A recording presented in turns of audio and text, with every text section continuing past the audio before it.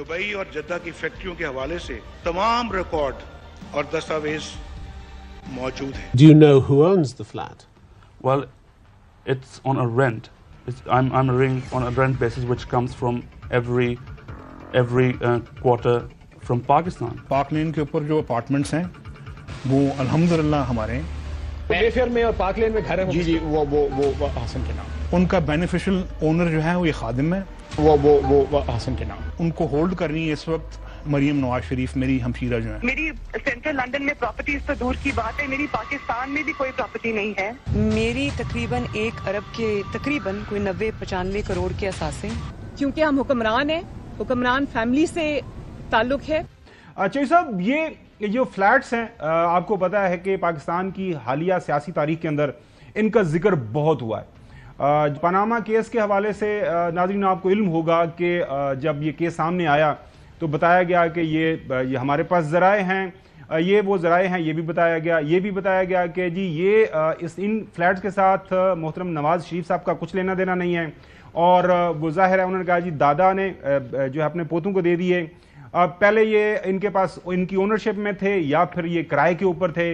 मुख्तलिफ बयानात जो है इनके दिए गए और पाकिस्तान की टेलीविजन स्क्रीन के ऊपर उन बयानात को एक से ज़्यादा बार दोहराया गया। दोबारा से आपको ये माजी की याद दहानी के लिए आपको दिखाते हैं कि ये फ्लैट्स कौन से हैं, कैसे हैं, इसकी हल्की सी झलक आपके सामने रखते हैं। दुबई और जद्दा की फैक्ट्रियों के हवाले से तमाम रिकॉर्ड और दस्तावेज मौजूद हैं। Do you know who owns the flat? Well, it's on a rent. I'm renting on a rent basis, which comes from every quarter from Pakistan. Park lane के ऊपर जो अपार्टमेंट्स हैं वो अल्हम्दुलिल्लाह हमारे हैं। मेफेयर में और पार्क लेन में घर है जी वो हसन के नाम। उनका बेनिफिशियल ओनर जो है वो ये खादिम है, वो हसन के नाम। उनको होल्ड करनी है इस वक्त मरियम नवाज शरीफ मेरी हमशीरा जो है। मेरी सेंट्रल लंदन में प्रॉपर्टीज तो दूर की बात है, मेरी पाकिस्तान में भी कोई प्रॉपर्टी नहीं है। मेरी तकरीबन 1 अरब के तकरीबन कोई 90-95 करोड़ के असासे। क्योंकि हम हुक्मरान हैं, हुक्मरान फैमिली से ताल्लुक है। चौधरी गुलाम हसन साहब हुक्मरान हैं और हुक्मरान फैमिली से ताल्लुक है, तो ये छोटे मोटे आपने वो एक डायलॉग सुना होगा जो यहाँ पे ना बॉलीवुड का एक है कि बड़े बड़े शहरों में या बड़े बड़े मुल्कों में ये छोटे छोटे वाक़यात होते रहते हैं। तो बड़ा मुल्क है, वहाँ पे एक छोटा सा वाक़या हो गया, तो आप क्यों इस स्टोरी को लेके इतना ज़्यादा आपने जो है बात का बतंगड़ बनाया हुआ है? वो बिजनेसमैन है, बिजनेस कर रहे हैं, बिजनेस हो गया, बैंकरप्सी हो गई, फिर ठीक हो जाएगा मामला। चौधरी साहब नहीं, पर उनकी तो प्रॉपर्टीज को जो लिस्ट है पूरे दुनिया में फैली हुई है, क्योंकि सऊदी अरेबिया से लेके पाकिस्तान से लेके दुबई तक, अबू धाबी और पता नहीं कहाँ, तो ये बैंकरप्सी जो हुई है। अच्छा, ये तो मुअज़्ज़म अली संधू साहब जो हैं वो मुझे ये फरमाएं कि ये कितना टैक्स इनकी तरफ ड्यू था जिसकी वजह से बैंकरप्ट हुई है। उन्होंने यूके को भी और वहाँ के कवानीन को भी पाकिस्तान के कवानीन समझ जाए, या क्या मसला क्या है, या कोई वहाँ भी इनके खिलाफ साजिश या विक्टिमाइजेशन हो गई है, क्योंकि they have money which they can not count. इतना पैसा है उनके पास कि जिसका आपको अंदाज़ा नहीं है। तो इसके बावजूद ये सूरत-ए-हाल जो पैदा हुई है, इससे बड़ी तो बेइज्जती और बदनामी इस ख़ानदान ख़ास तौर पर मियाँ नवाज शरीफ के लिए हो नहीं सकती। तो can you give us some details of the actual amount due to them and why they have been declared bankrupt? अच्छा सिंधु साहब, इसी सवाल के साथ इसको मजीद थोड़ा सा क्लैरिफाई मैं कर दूं। इस वक्त जो आज बीबीसी की स्टोरी है उसके मुताबिक हसन नवाज 7 कंपनियों के डायरेक्टर्स हैं, उसके अंदर 2 जो कंपनीज हैं वो तहलील हो गई हैं, डिसॉल्व हो गई हैं। अभी भी जो 5 कंपनी हैं जिनमें क्वेंट पेडिंगटन लिमिटेड है, क्वेंट ग्लोस्टर पैलेस लिमिटेड है, फ्लैगशिप सिक्योरिटीज लिमिटेड है, क्यू होल्डिंग्स लिमिटेड है, फ्लैगशिप इन्वेस्टमेंट लिमिटेड है, इसके अभी भी ये डायरेक्टर्स हैं। और इसके साथ साथ ये आप देख सकते हैं नाजरीन, इसके साथ साथ सिंधु साहब इनका जो एड्रेस है वो एवन फील्ड्स का बताया जा रहा है।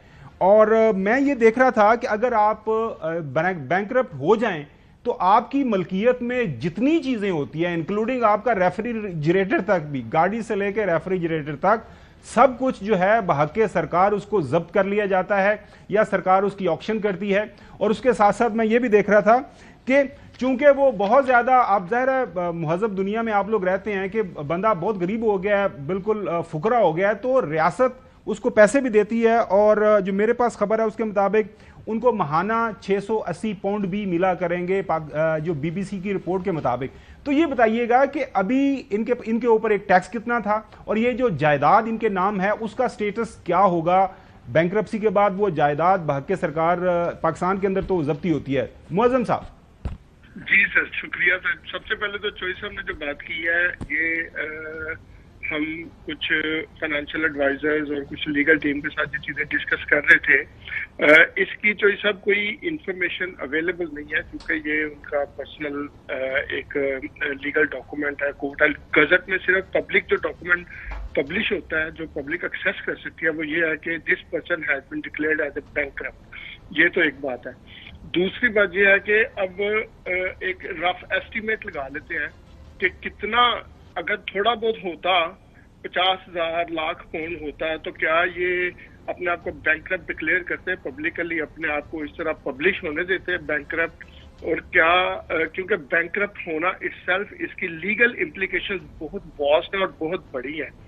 تو یو کے میں بینکرپٹ ہونا کا مطلب یہ ہے کہ آپ کسی کمپنی کا ڈائریکٹر نہیں بن سکتے وداؤٹ دی کورٹس پرمیشن.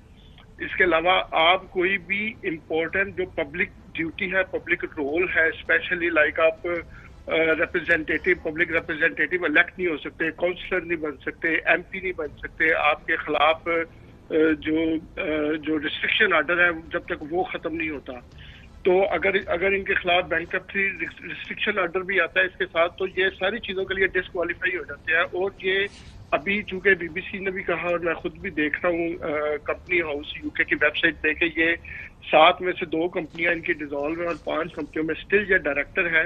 تو ڈیفینیٹلی اس بینکرپسی آرڈر اور بینکرپسی آرڈر میں یہ ساری چیزیں ڈسکس ہوتی ہیں کہ اس بندے کے ایسٹس کیا ہیں, جو لیکویڈیٹ ایسٹس ہیں وہ کتنے ہیں اور ان کو کس طرح یہ جو جتنا بھی ان کی لائبلٹیز ہیں وہ کس طرح پے آف ہو سکتی ہیں اور ان کی کمپنیز کی ویلیوز کتنی ہے, ان کے پاس جو لیکوڈ شیپ میں ایسٹس کتنے ہیں, موویبل ایسٹس کتنے ہیں, اموویبل ایسٹس کتنے ہیں اور ان کے کتنے بینک اکاؤنٹس ہیں, کتنے سیونگ اکاؤنٹس ہیں, کتنے ان کے جو کرنسی کے انویسٹمنٹس ہیں, ان کی شیئرز ان کے کمپنیز میں کتنے ہیں.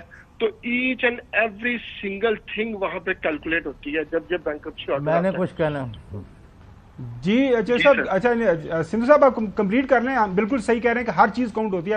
آپ جی ایوری سنگل تھنگ کاؤنٹ ہوتی ہے. اور چونکہ H M R C U K کا جو آفیشیل ادارہ ہے ریونیو کا ایچ ایم آر سی, تو اس ادارے کے پاس ہر انسان کے جو یو ٹی آر نمبر ہوتا ہے اور نیشنل انشورنس نمبر ہوتا ہے اس کے ذریعے سے اس بندے کی جہاں جہاں اس کے فائنینشیل انٹرسٹ ہوتے ہیں اور ان کا ایکسیس ہوتا ہے جو یو کے کی فائنینشیل کنڈکٹ اتھارٹی ہے اس کے ذریعے اور یو کے کی جو بینک آف انگلینڈ کے ذریعے ان کے پورے بینک کی ڈیٹیل تک ان کے پاس آ جاتی ہے کہ اس بندے کے کتنے بینکس ہیں, کہاں کہاں پہ اس کی ہے. تو وہ ساری چیز بینکرپسی کی جب کیس چلتا ہے تو جو کریڈیٹر ہے جس نے یہ اپلیکیشن ڈالی تھی ان کے خلاف اس نے ڈیفینیٹلی یہ چیزیں ساری ٹیبل پہ رکھی اور اس کے بعد انہوں نے اگر اس کو بینکرپٹ ڈکلیئر کیا تو اس میں پھر وہ آگے فردر پورا ایک پروسیس ہوتا ہے کہ اچھا اس بینکرپسی میں ہمیں کتنے پیسے اس سے ملیں گے, کون سی چیز ہم سیل کریں گے, کون سی چیز آکشن میں جائے گی,